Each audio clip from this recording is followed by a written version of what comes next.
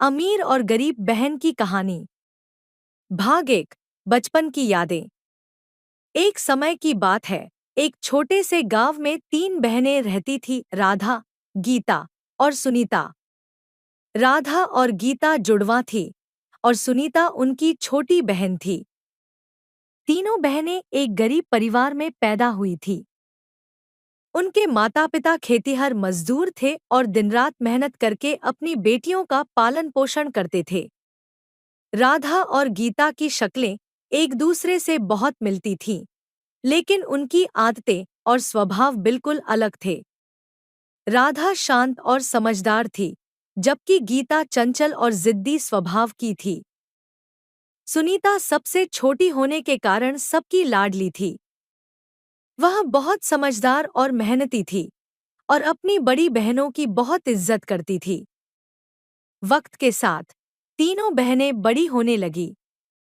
माता पिता ने अपनी पूरी मेहनत और सारा धन उनकी शिक्षा पर लगा दिया, ताकि उनकी बेटियां एक दिन अपने पैरों पर खड़ी हो सकें और अपनी किस्मत खुद बदल सकें।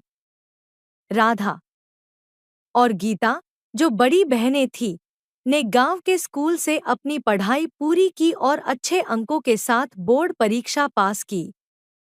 उनकी मेहनत रंग लाई और उन्हें शहर के एक नामी कॉलेज में दाखिला मिल गया। भाग 2। अमीर बनने का सफर। राधा और गीता शहर चली गईं और अपनी पढ़ाई में जुट गईं। कॉलेज में दाखिला पाना उनके लिए एक सपना सच होने जैसा था।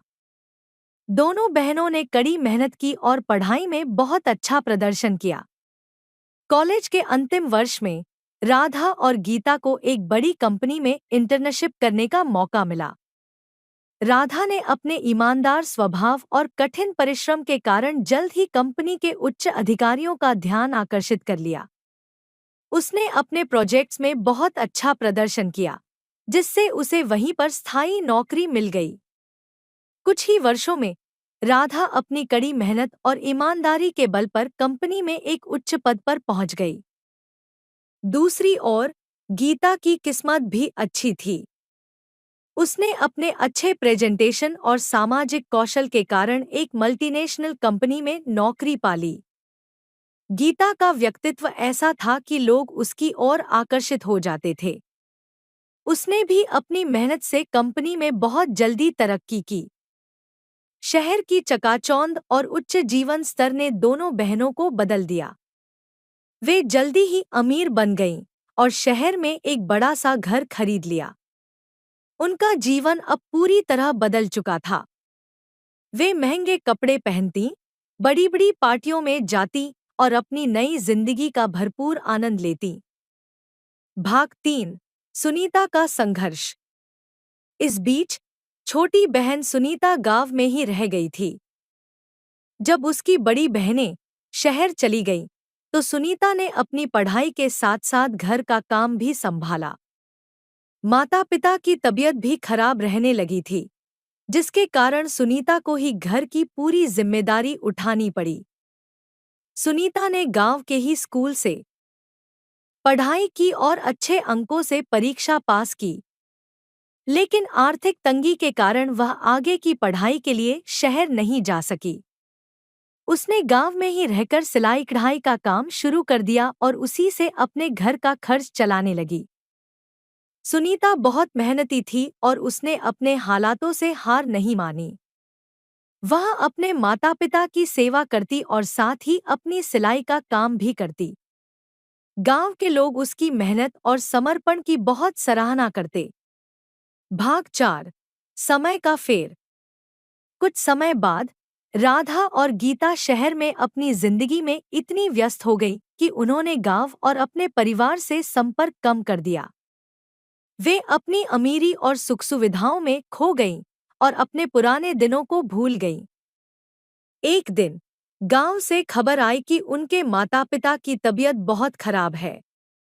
सुनीता ने राधा और गीता को फोन किया और माता-पिता की हालत के बारे में बताया, लेकिन दोनों बहनें अपने काम में इतनी व्यस्त थीं कि उन्होंने गांव जाने का कोई खास प्रयास नहीं किया।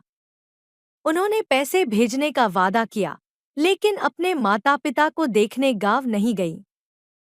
सुनीता ने अपने माता पिता की देखभाल में कोई कसर नहीं छोड़ी। वह दिन रात उनकी सेवा में लगी रहती। लेकिन दुर्भाग्यवश कुछ ही दिनों बाद उनके माता पिता का देहांत हो गया। सुनीता पर दुखों का पहाड़ टूट पड़ा। उसने अपनी बड़ी बहनों को इस दुखद समाचार की सूचना दी, लेकिन वे अंतिम संस्कार में भी शामिल नहीं हो सकीं। भाग 5। अमीरी का असर।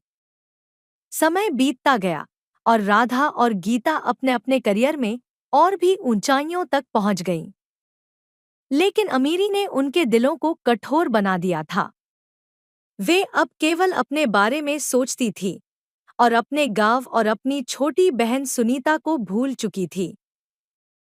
सुनीता अपने गांव में अकेली रह गई थी।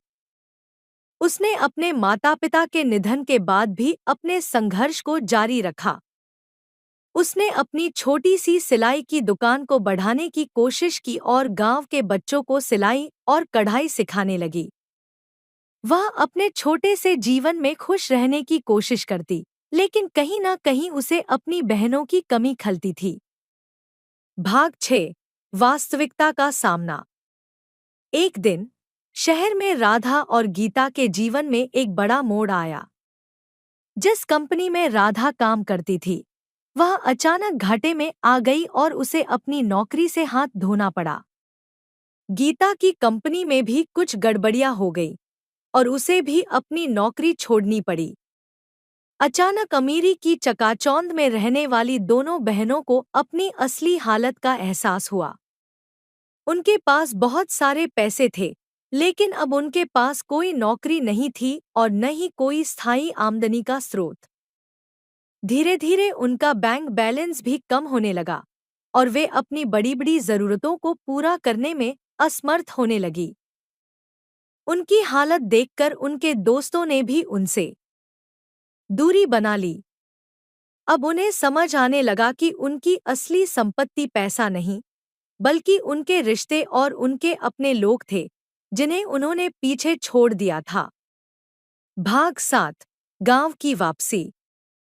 राधा और गीता ने अपने बुरे वक्त में एक दूसरे का सहारा लिया, लेकिन उन्हें अब समझ में आ गया था कि परिवार का महत्व क्या होता है। वे दोनों अपनी छोटी बहन सुनीता को याद करने लगी।